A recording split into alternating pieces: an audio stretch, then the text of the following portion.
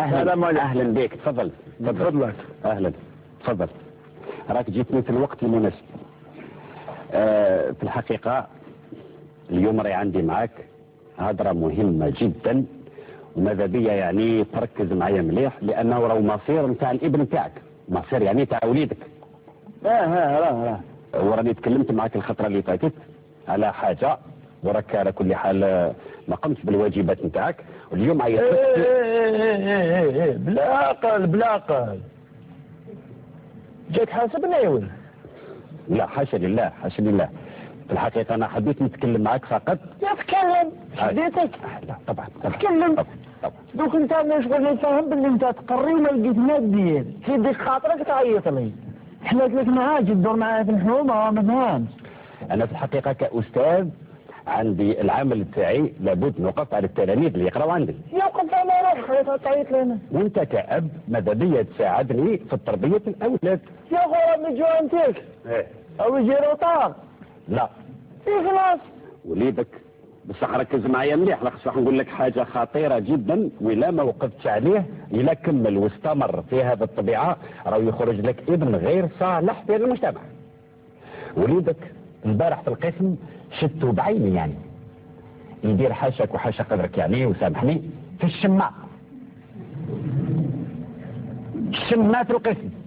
عاودها بالك. لقيت الابن نتاعك وليدي يدير حاشاك وحاشا قدرك في الشماء في القسم. هذه عيط لي. انا معاك طبعا. علاش انت كيفاش عندك تفسير لهذا؟ ما فهمتش مشغول الشماء وزعما عيطت لي وبالك ما تجيش راك مليح راك بيان. والله الحمد لله على كل حال. صح ولا الحمد. يبارك فيك. شم انت تشم؟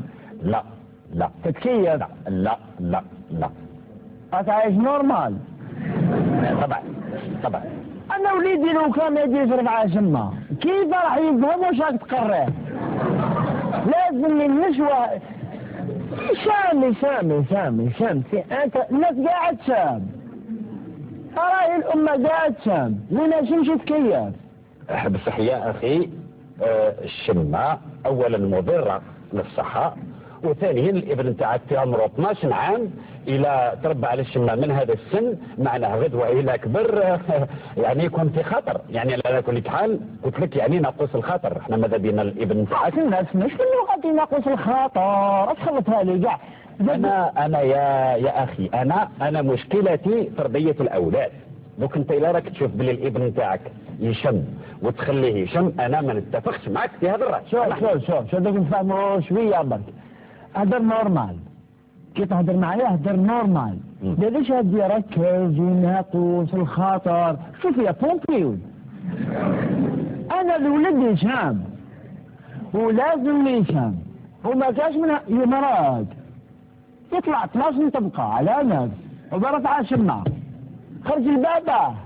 الشمه لما تكلموا عليها الاطباء راهي حاجه مضره، ما يشموش اللي يهضروا عليها. يتسمى انت بالنسبه لك دوك احنا نعاودوا يعني النظره العلميه كامل. يعني بالنسبه لك انت الشمه فيتامينات؟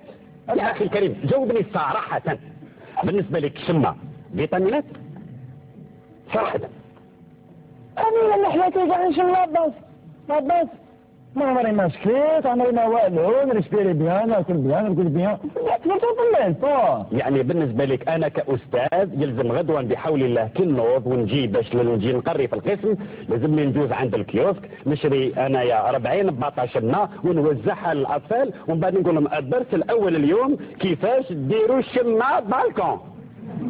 نقول لك حاجه. نعم يا اخي. انا وليدي شم، اذا ربي يطول له في عمره كبر وتزوج وليدي يشم، وانت اذا ربي وليدك طول له في عمره قول له يقري ويقول له ولاد ما يشموش.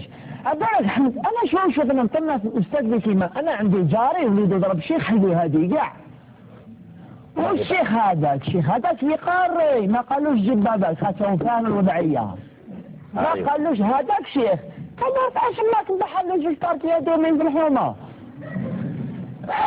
شوف والله انت اب مثالي الله يبارك. واش نقول لك يا اخي بارك الله فيك، وماذا بيا دوك تجي معايا نروحوا للمدير، ربما هو يقدر يفهمك افضل مني. تفضل معي عند